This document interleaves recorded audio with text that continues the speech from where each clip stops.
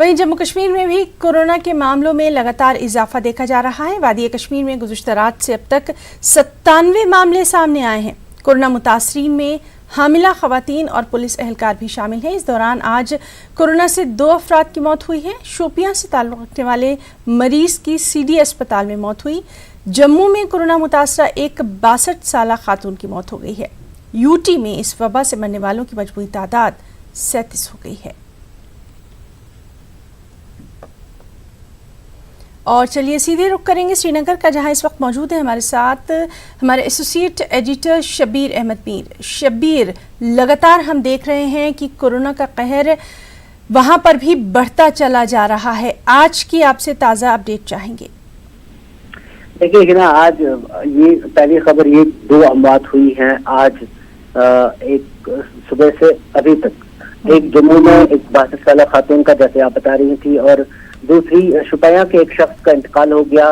वो उसको शुपैया से रेफर किया गया था थोड़ी देर पहले। उसकी मौत हो गई एडमिशन से।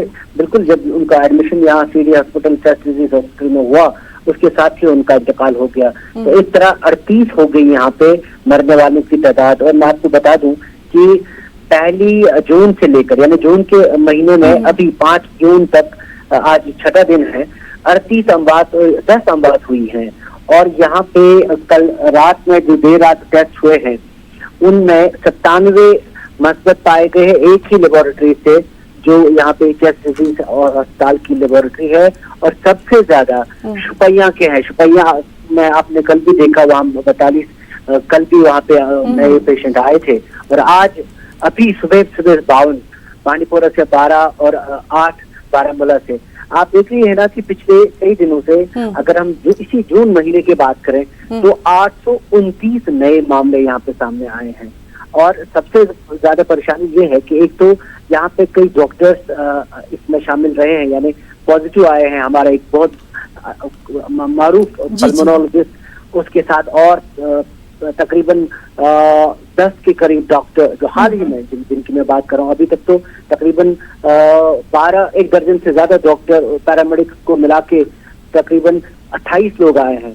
साथ में एक और परेशानी ये है कि हामला खवातीन का अभी तक 100 तकरीबन 195 जो हमला खवातीन है वो मस्बत आई है। और सबसे इसमें भी ये परेशानी की बात कि ऐसे इलाकों से हमला खवातीन मस्बत आ रही है जहाँ पे कोरोना का, पहले कोविड-19 का कोई केस नहीं है। तो कई लोग अब ये कहने लगे हैं कि यहाँ जो वायरस है ये कम्युनिटी में फैल चुका है।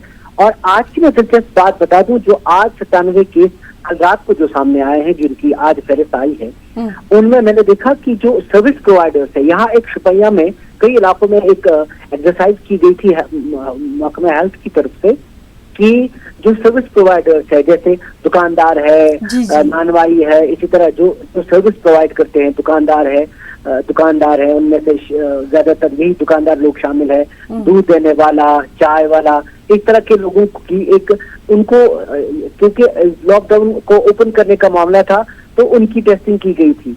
और आज जो ये सर्विस प्रोवाइडर्स, इन 97 में से 22 ये सर्विस प्रोवाइडर्स हैं, शुपैया में ज्यादातर है ये लोग। तो इस तरह मुसलसल पिछले कई दिनों से ये बड़ी तादाद पेशेंट्स की सामने आ रही है।